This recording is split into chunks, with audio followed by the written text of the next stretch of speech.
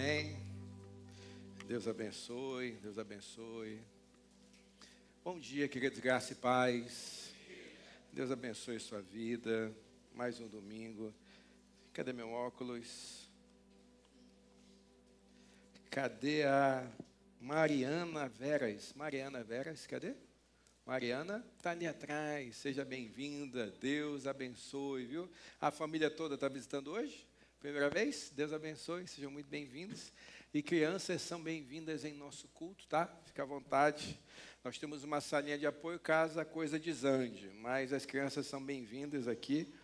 Você jamais vai me ver chamando a atenção aqui de púlpito, porque uma criança está falando, tá?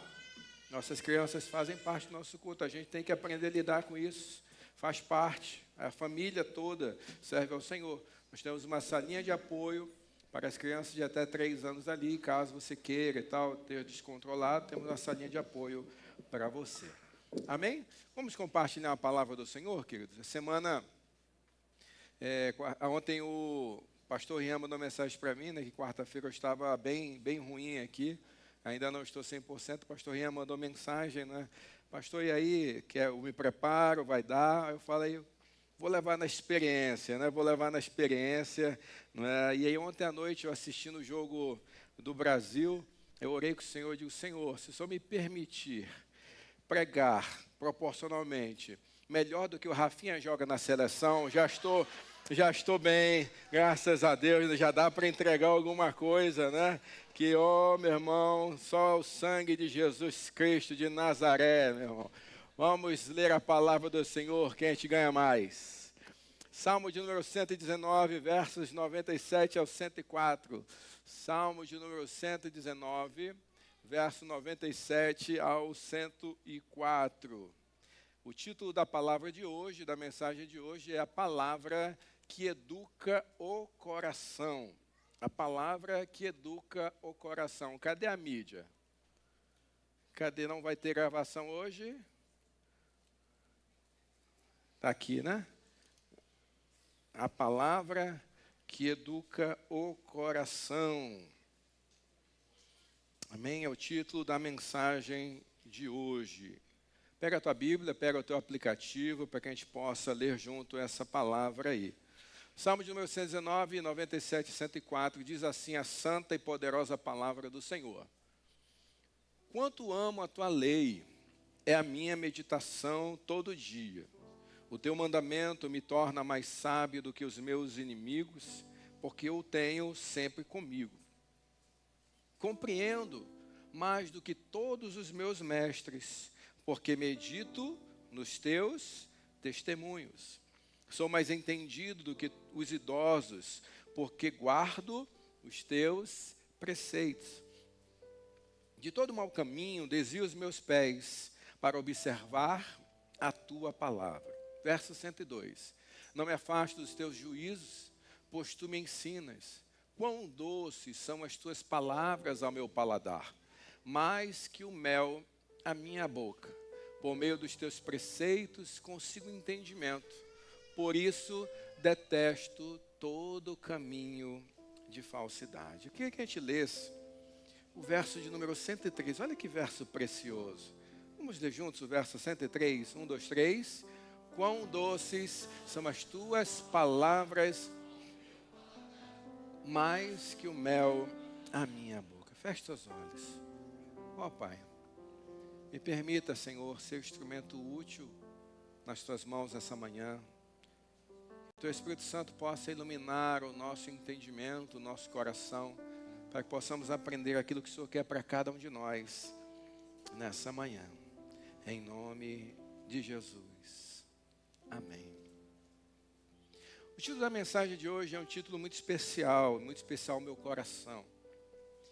Tem uma coisa que o Senhor colocou sobre a minha vida e no meu coração, no meu pensamento, é que o meu ministério, o ministério confiado por Deus para a minha vida, que pertence a Ele, tem a ver em levar o amor à palavra do Senhor onde quer que eu chegue. Que o amor que eu demonstro pela palavra do Senhor possa contagiar outras pessoas. E a gente percebe isso claramente, que a palavra transforma. e a palavra nos educa. Esses dias eu fiz um gabinete com um precioso irmão que está aqui. E ele falou: pastor, eu tenho sido tratado pela palavra nesses últimos tempos. Só que tem uma coisa, agora eu estou olhando para mim. Agora eu estou olhando para as minhas falhas. Agora eu estou olhando para os meus pecados. E é isso mesmo. A palavra nos faz enxergar o que antes nós não enxergávamos. O que era normal não é mais. O que era aceitável também não é mais. Que nós compreendemos que de nós, servos do Senhor, há uma expectativa maior. Há uma expectativa melhor. Eu preciso ser um filho melhor. Eu preciso ser um pai melhor, eu preciso ser um esposo melhor, eu preciso ser um colega de trabalho melhor, para que o bom perfume de Cristo Jesus seja sentido onde quer que eu esteja. E isso tem a ver com a educação do nosso coração, no sentido mais helênico da palavra, naquilo que domina o nosso entendimento da nossa mente. E nessa série nós temos aprendido que cosmovisão cristã não tem a ver com opinião, não tem a ver com uma construção em base de experiências ou tendências culturais. Uma cosmovisão cristã verdadeira, ela é forjada por meio da revelação de Deus nas Escrituras. Até o próprio Deus que eu achava que eu conhecia, eu passo a enxergar que não era o Deus revelado na Escritura. E eu estava adorando um próprio ego do meu próprio entendimento, do meu coração. Porque a palavra de Deus revela um Deus fiel, justo, verdadeiro e amoroso. E na estrofe Men, que é a 13ª letra do alfabeto hebraico, e hoje nós estamos no 14º sermão, estudando letra após letra, estrofe por estrofe. Nós percebemos que nas estrofes anteriores, o salmista falou sobre perseguição, sobre suas súplicas, sobre suas lutas, sobre tudo aquilo que ele estava passando. Mas nessa estrofe Men, não sei se você prestou atenção, mas aqui o que nós vemos é contemplação, celebração e testemunho. É o salmista dizendo: ah, Senhor, a tua palavra me educa. Ah, Senhor, como eu sou mais sábio, como eu sou um homem melhor, como a tua palavra é doce ao meu paladar. E está aí a palavra-chave, ou melhor, a expressão-chave dessa estrofe, está nessa primeira declaração: quanto amo a tua lei. Porque o salmista demonstra que ele não apenas conhece a Escritura, ele a ama. O salmista demonstra que não apenas estuda a palavra, ele se deleita nela. Eu vou fazer uma afirmação aqui que eu vou retomar no final dessa mensagem. O que interessa não é você ler a Bíblia apenas. E não vai dizer que eu não estou dizendo para você não ler a Bíblia, porque tudo começa na leitura. Mas isso é o básico. É o básico. É tipo um pastor que se defende. Esses dias eu vi um pastor se defendendo na internet dizendo: como assim? Eu sou um bom pastor? Eu não traio a minha mulher?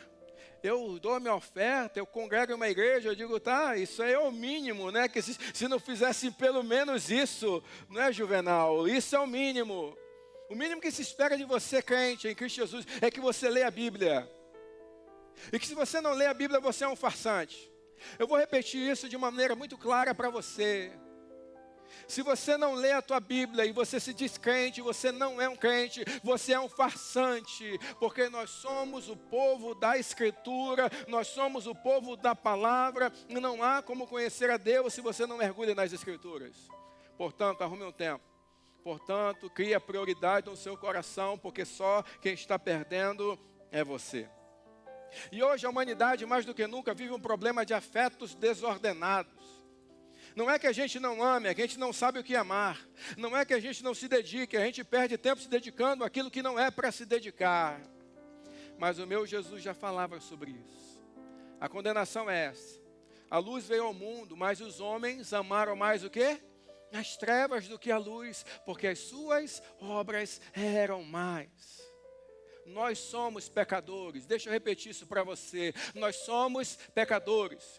E você não vai acordar amanhã dizendo assim, eu estou com muita vontade de ler a Bíblia e fazer um jejum hoje. Não, meu irmão. Se você não criou um hábito na tua vida sobre isso, isso não vai acontecer. Porque a tua carne, pelo contrário, se for parecido com o meu coração, eu já durmo pensando que vou tomar café amanhã. Eu vou dizer, amanhã eu quero um pãozinho na chapa, amanhã eu quero um cafezinho gostoso. Não pense que eu vou perguntar assim, amanhã eu estou com vontade de fazer aquele jejum. Porque se tiver de fazer, vai ser na raça, meu irmão. Porque não é isso que a gente deseja, não é isso que o nosso coração almeja. E aí nós lembramos disso, que a palavra não apenas informa a mente, a palavra educa o coração. Será que você pode ler isso comigo? 1, 2, 3. A palavra não apenas informa a mente, a palavra... Timothy Keller, ao escrever Deuses Falsos, escreve o seguinte: o coração sempre se apega ao que considera seu maior tesouro.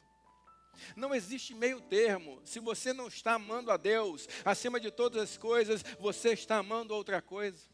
E quem sabe até o teu próprio ego, quem sabe até as tuas próprias conquistas, o teu dinheiro e aquilo que você faz. Mas nós precisamos entender que a verdadeira transformação começa quando a palavra deixa de apenas informar e passa a educar o coração. E essa palavra é uma palavra que educa. E à luz da estrofe main do Salmo 119, nós vamos ter 3 afirmações aqui para você. A primeira afirmação é que um coração educado pela palavra aprende a pensar com sabedoria. Será que você pode ler comigo? 1, 2, 3. Um coração educado pela palavra aprende. Entenda uma coisa. O primeiro fruto de um coração educado pela palavra é uma mente moldada pela verdade. Há de haver uma metanoia, há de haver uma transformação. Deus vai mudando os teus desejos, Deus vai mudando as tuas aptidões, Deus vai mudando o teu entendimento. É a cosmovisão cristã sendo entendida, sendo construída. E aí você chega nessa chave do estrofe, fala, como amo a tua lei, é a minha meditação todo dia. Você sabe que eu gosto de pegar lá essas palavras originais, do peso que elas têm. E aqui vem de Ahav, que fala de um amor profundo, uma afeição deliberada. Mas o que me chamou mais atenção na expressão Ahav é que é um compromisso contínuo. É uma construção. E a vida cristã não é nada mais, nada menos do que uma construção diária. É dia após dia, não é 100 metros rasos, é maratona. É coisa que vai demorar, vai doer, vai dar momento de você tentar desistir. Mas nós precisamos ter uma devoção cultivada diariamente. Você não poderá dizer que ama ao Senhor acima de todas as coisas se você não é devoto à sua palavra, se você não busca o entendimento da sua santa e poderosa palavra. E sabe o que é mais interessante? Que isso frutifica. Quando você investe nisso, e não é perder tempo, é investir tempo, isso vai frutificar.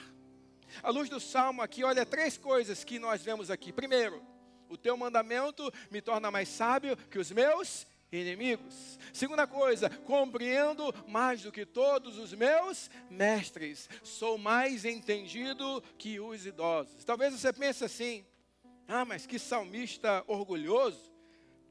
Tá se achando a última Coca-Cola de garrafinha de vidro, né? Ali espalhada, que é a que presta, né? É a garrafinha, é a KS, né? É a de garrafinha ali.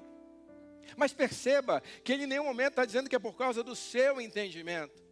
Ele está dizendo que é o teu mandamento que me torna mais sábio. Portanto, ele está exaltando, na verdade, a superioridade da revelação divina.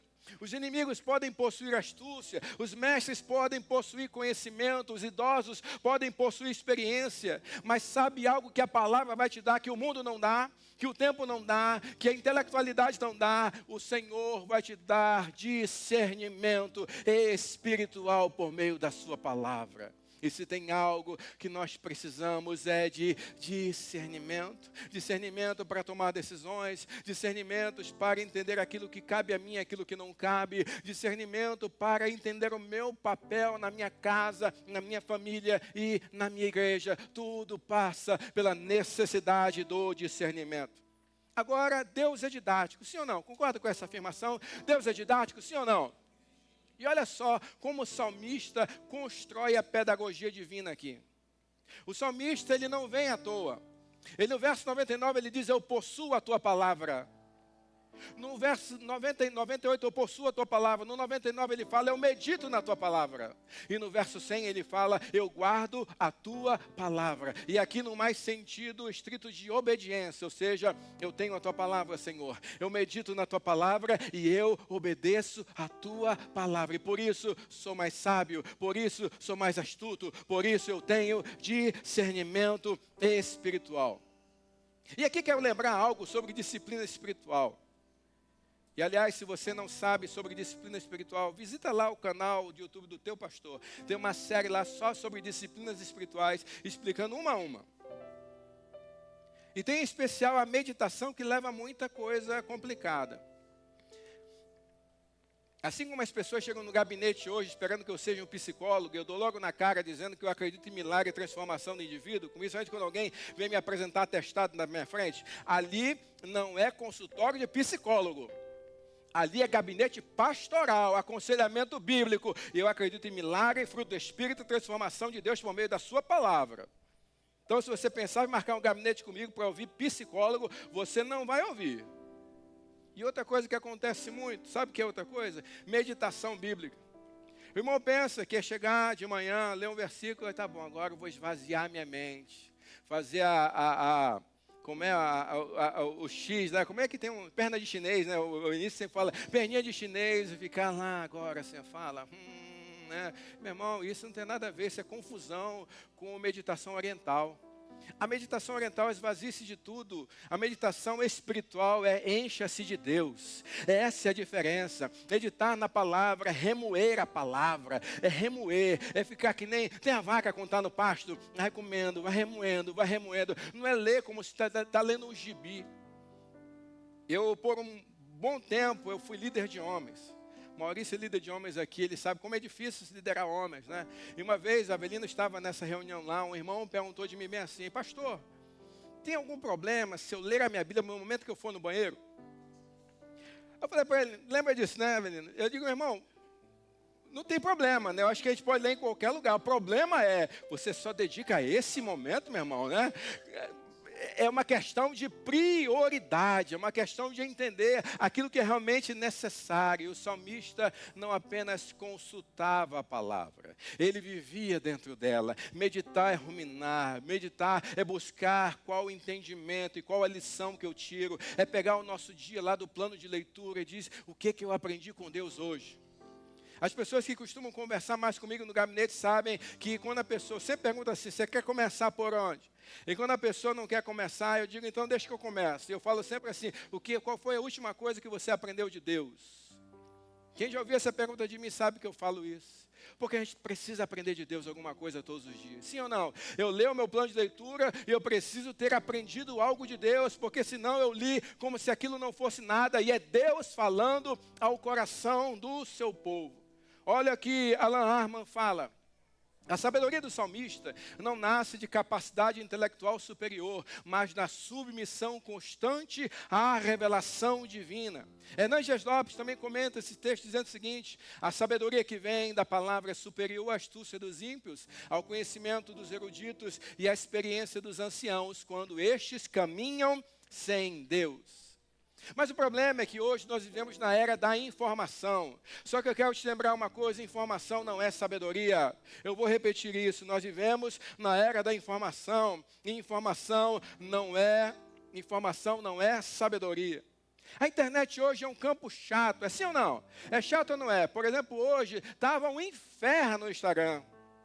Eu acordei hoje e falei, meu irmão, é tanto técnico de futebol, é tanto cara que vai resolver o problema, meu irmão, que isso é chato. Sabe por quê? A internet produz um monte de pseudo-especialistas. Tem especialista de tudo, tem conselho para tudo. Só que isso não é ser discípulo. A palavra produz discípulos. E uma questão básica do discipulado é entender que eu estou aqui para aprender. O discipulado cristão tem a ver com o aprendizado. É o que eu vou aprender hoje do meu mestre Jesus. O que eu vou aprender amanhã do meu mestre Jesus. O problema é que hoje todo mundo quer ser influenciador. Todo mundo quer ser mestre. Todo mundo quer ser especialista. E deixa eu falar uma verdade. Nunca a sociedade foi tão burra, meu irmão. E isso é comprovado cientificamente. Porque nós estamos caindo no nosso desempenho intelectual pela primeira vez. A geração atual não supera a geração que a antecipou. E nós precisamos refletir à luz disso. O que isso precisa falar ao nosso coração? Porque a cultura produz opiniões. Nós vivemos na cultura de opiniões. Ei, crente, em nome de Jesus. Repita comigo uma frase, por favor. Fale assim: eu não preciso dar opinião sobre tudo. Vou repetir, vamos repetir, meus irmãos. Diga assim: eu não preciso dar opinião sobre tudo. Meu irmão, pede para esse teu dedo se converter em nome de Jesus Cristo. Não pode ver uma polêmicazinha que você está lá, eu tenho que postar. Me segura, que eu tenho que postar. Oh, meu irmão, em nome de Jesus, o evangelho é mais importante. Se controle, se converta, em nome de Jesus. E o pior, que o miserável tem 2 curtidas lá e acha que está abafando e que a informação dele é importante para alguém. Meu irmão, em nome de Jesus, nós estamos nos achando demais nessa era, velho. Nós estamos nos achando demais. Eu estou doente, mas eu não mudei não. Continuo sendo o mesmo, viu? Continuo sendo, porque a Escritura é que produz conhecimento. Agora, uma coisa é óbvia. Nós precisamos entender quando lemos a palavra, quando estudamos a palavra, é o seguinte: cosmovisão cristã não é olhar para Deus através do mundo. E tem muita gente fazendo isso. Cosmovisão cristã é olhar para o mundo através de Deus. É ser diferente. É ter um entendimento diferente, é fazer aquilo que a cultura não faz, é praticar aquilo que as pessoas não praticam, porque quando a palavra educa o coração, a sabedoria passa a governar a mente. De que forma? Perspectiva da eternidade. Você não é dessa terra, não, você não é dessa terra. Você já é morador da pátria celestial por causa da obra de Cristo Jesus. Então, quando você vai se posicionar, você entende: eu não amo as coisas do mundo como o mundo ama. Eu preciso amar as coisas que são de Deus. E isso é mais importante. E isso vai eliminar 90% das tuas confusões na era digital. Segunda coisa que nós aprendemos nessa manhã é que um coração educado pela palavra aprende a andar em santidade. Um coração transformado não fica na teoria, ele leva a uma prática. De todo mau caminho desvio os meus pés. Leia comigo, 1, 2, 3. De todo para... Perceba o seguinte, olha o que eu coloquei aqui para você, esse diagrama aqui. A palavra molda aquilo que amamos. Concorda ou não? Aquilo que amamos define aquilo que escolhemos. Concorda ou não? E aquilo que escolhemos define o caminho que percorreremos. Isso precisa ser uma meditação diária para você. A palavra molda aquilo que amamos define aquilo que escolhemos, e aquilo que escolhemos dita o caminho que percorreremos. Quanta gente aqui está colhendo tempestade, quanta gente está colhendo tempestade aqui, não por obra do acaso, não por luta de Satanás, mas porque você semeou essa tempestade. Não há, meu irmão, de Deus não se zomba. A palavra é clara: aquilo que o homem plantar, como é que diz a Bíblia? Certamente ele colherá. Nós precisamos ter um novo entendimento que vai ser transformado pela nossa caminhada. Além disso, o salmista usa a expressão mau caminho. E o que é mau caminho? É tudo aquilo que me afasta da vontade de Deus. Quando nós vamos estudar lá na sistemática, a martiologia, a Marte é errar o alvo. E quando fala de Deus, é ir contra a vontade de Deus. É uma definição básica de pecado, teologicamente falando. Agora, deixa eu chamar a tua atenção para algo. Em nome de Jesus, preste atenção agora. Preste atenção. Está na hora de parar de hierarquizar pecados. Temos a facilidade em condenar as falhas dos outros, sim ou não?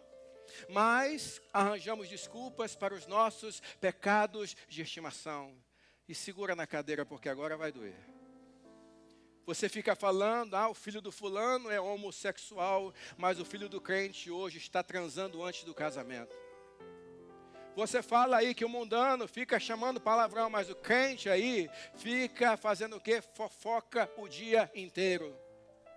Nós precisamos entender que os nossos pecados de estimação estão tirando aquilo que nós poderemos viver da parte de Deus. Você fala, esse povo do mundo mente muito.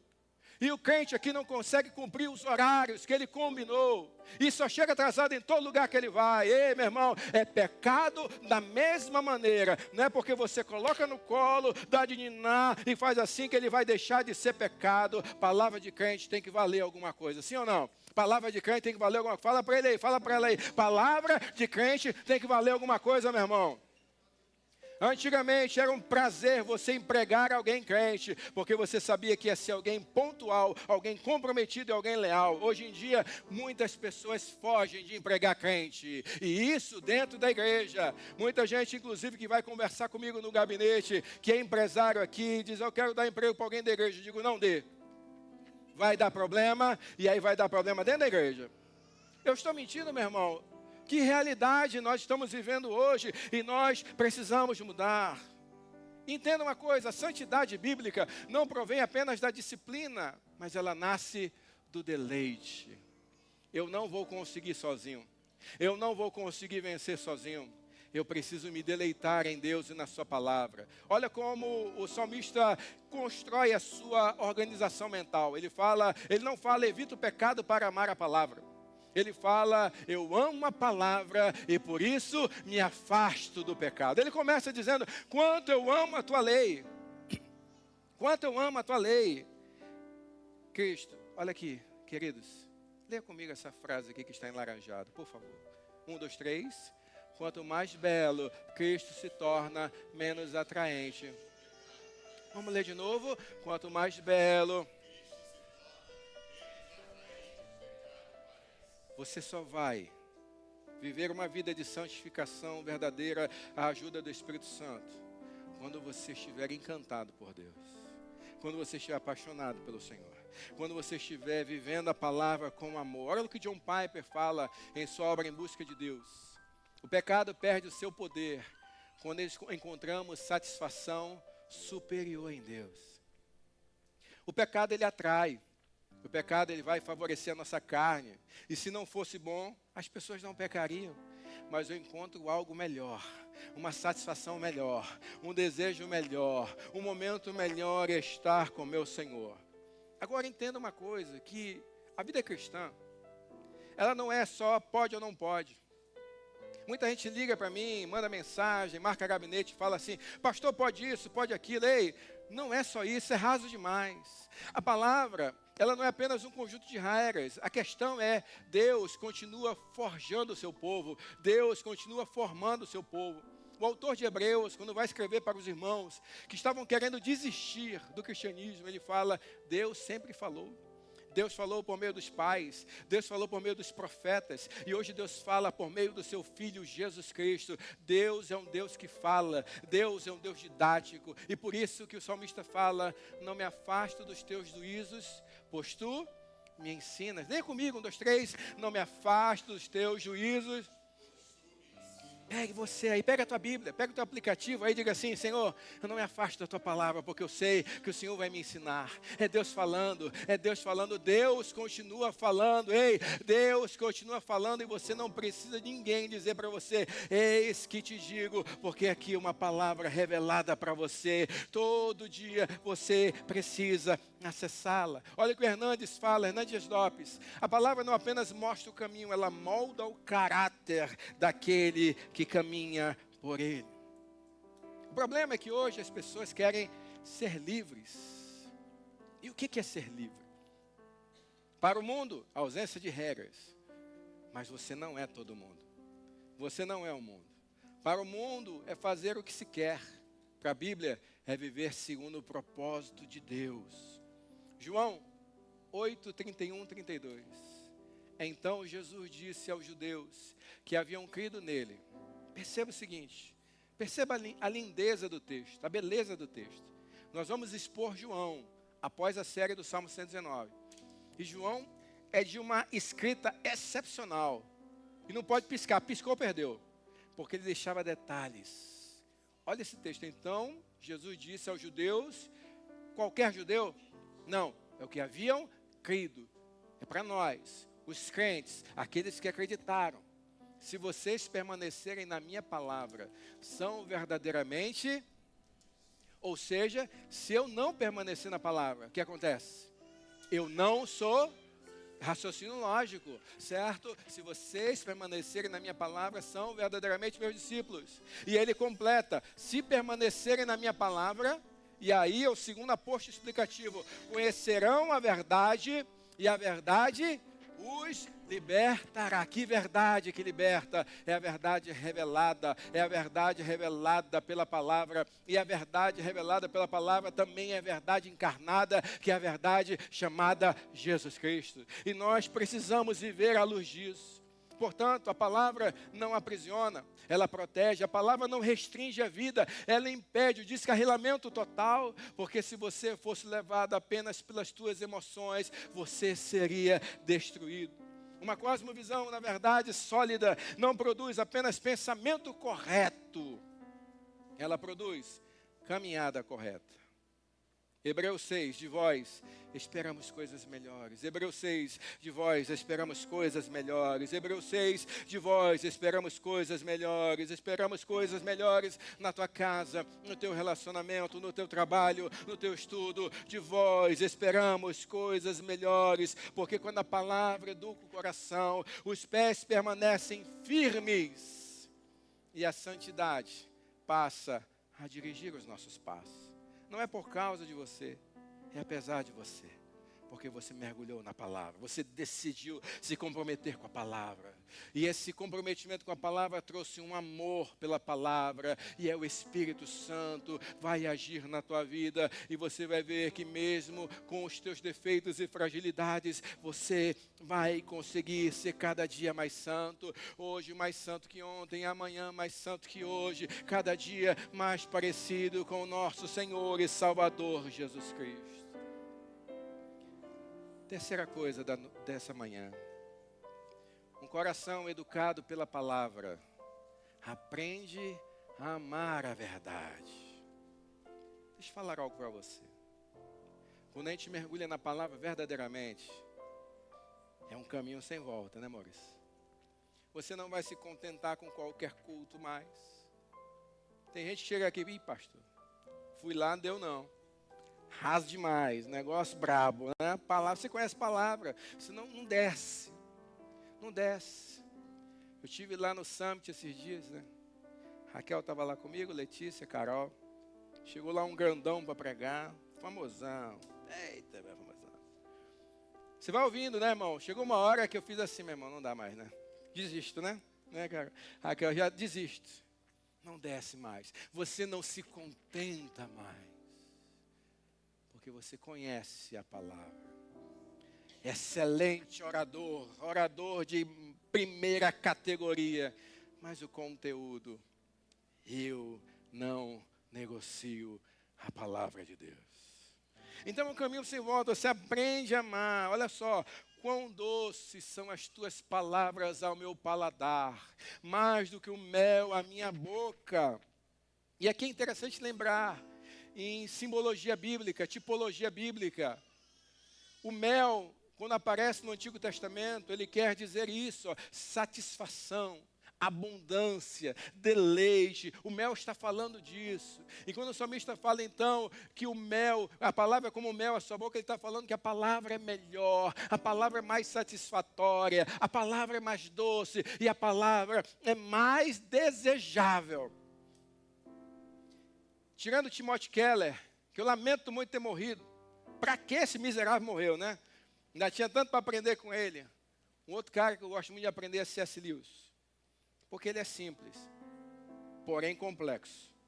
Quando C.S. Lewis se debruçou sobre o Salmo 119, nesse verso, se você quiser ver especificamente o que ele fala sobre isso, é no livro Reflexões sobre Salmos. Ele fala, eu não consigo entender, inicialmente, como alguém pode dizer que a lei de Deus é doce? Na minha mente não consegue, está ali, ó. O salmista está dizendo que é útil, alimenta, barará. Vamos lá para o C.S. Lewis, ó. Falar de Deus como algo doce. C.S. Lewis, não estou falando daquele influenciador na internet, estou falando C.S. Lewis, meu irmão. Ele falou, não consigo entender. Só que aí ele estudou o Salmo 119, como nós estamos estudando. E ele falou o seguinte, olha só o texto que ele coloca aí. A ordem da mente divina, deixa eu pegar aqui o outro.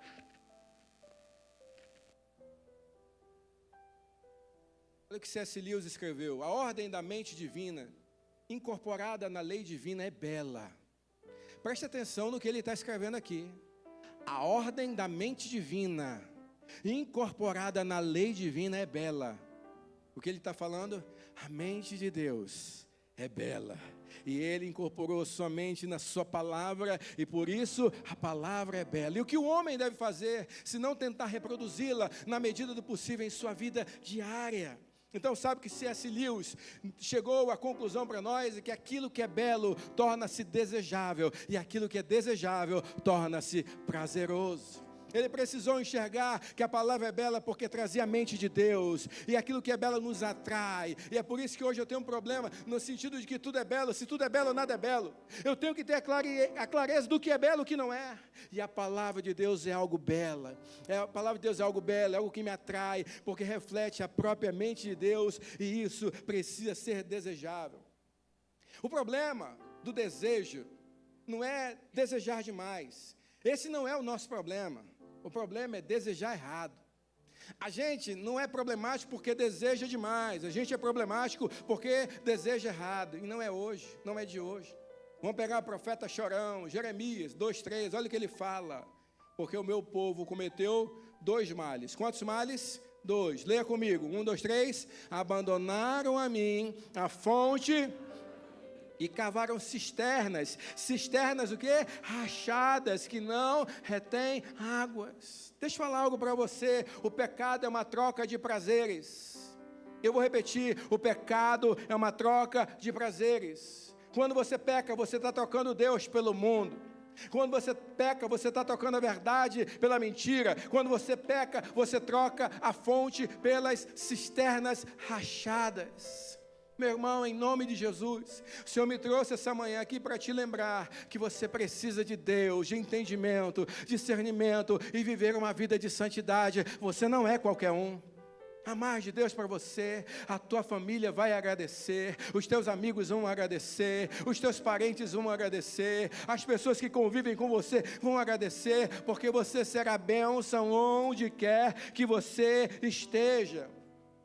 E aí ele finaliza o salmo dizendo, por meio dos teus preceitos, a estrofe, consigo entendimento, por isso detesto todo o caminho de falsidade. Sabe o que está dizendo? Ele começa falando de amor. Amor à palavra, amor à lei de Deus. E isso, inevitavelmente, levou ele com rejeição. Eu rejeito, eu detesto todo um mau caminho, todo o caminho da falsidade. Se você está caminhando com Deus, e que você não começou a rejeitar aquilo que é pecado, ou pelo menos não se sente mal por algo que você faz quando você peca, porque nós não estamos falando de impecabilidade, todos nós pecamos, todos nós vamos pecar. O problema é já não achar mais que aquilo é pecado, é já não achar mais que eu devo refletir, é já não achar mais que aquilo há um incômodo, e eu preciso me incomodar, eu preciso sentir rejeição ao pecado, porque quanto mais eu amo a Deus, eu vou rejeitar aquilo que Deus rejeita, e Deus rejeita o pecado. Deus ama o pecador, mas Ele abomina o pecado. Isso é muito forte. Deus ama o pecador, mas Ele abomina o pecado. Olha só, querido, quando a palavra educa o coração, a verdade se torna doce, e a mentira perde o seu encanto. Eu quero finalizar a mensagem de hoje levando você a uma reflexão, porque houve ali um caminho. O salmista começou, como amo a tua lei, e depois ele diz, eu detesto todo o caminho da falsidade. Nós percebemos que o amor pela palavra levou a mudança de entendimento. Uma mudança de entendimento levou a mudança de escolhas, e a mudança de escolhas mudou uma mudança de prazeres. E a palavra nada mais é do que o Cristo revelado. Cristo é a palavra encarnada. A palavra nada mais é do que o Cristo, que é a sabedoria de Deus. E a palavra nada mais é do que Cristo, que é a verdade que liberta. Então a pergunta que eu quero fazer, que eu falei para você que eu ia retomar no fim dessa mensagem é essa. Não tem a ver com você ler a sua Bíblia. Isso é o básico. E a pergunta que eu quero fazer para você hoje não é se você lê a sua Bíblia. Eu já espero que você leia a Bíblia.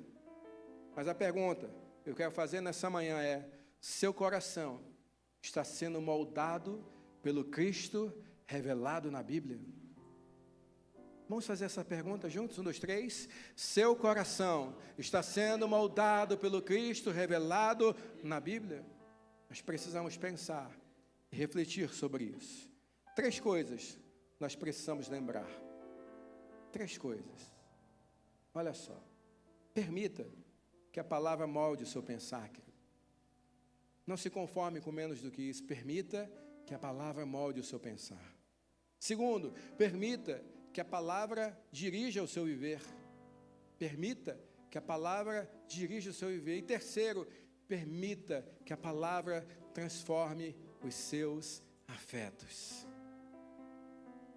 Há um monte de coisas melhores, vinculadas à eternidade, que Deus quer que você ame. Mas para ter espaço a amar as coisas que interessam, você precisa amar aquilo, você precisa abandonar aquilo que já não interessa mais. Feche seus olhos, curva a sua cabeça. Deus, obrigado, Senhor.